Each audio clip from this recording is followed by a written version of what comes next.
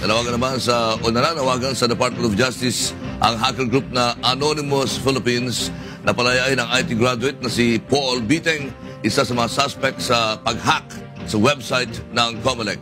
Mula sa DOJ, may report si Roderick Mendoza live. Roderick.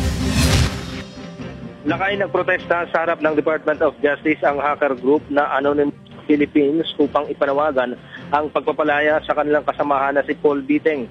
Inihiling ng grupo sa DOJ na ibaliwala na ang mga kasong paglabag sa anti-cybercrime law na isinampa kay Biteng dahil sa pag-deface nito sa website ng COMELEC. Hit ng grupo, may tuturing lamang na isang graffiti ang defacement ng website at hindi ito hacking o pagnanakaw ng data o impormasyon. Nais lamang umano nilang may paabot sa COMELEC na madaling masabotahe ang kanilang website.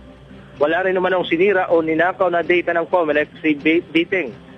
Hindi rin naniniwala ang grupo sa pahayag ng COMELEC na ligtas at hindi kayang i-hack ang automated election system.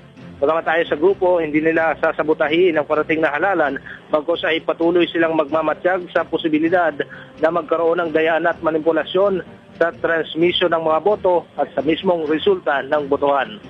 Lakay? Maraming salamat, Roderick Mendoza. Nag-uulat mula sa DOJ.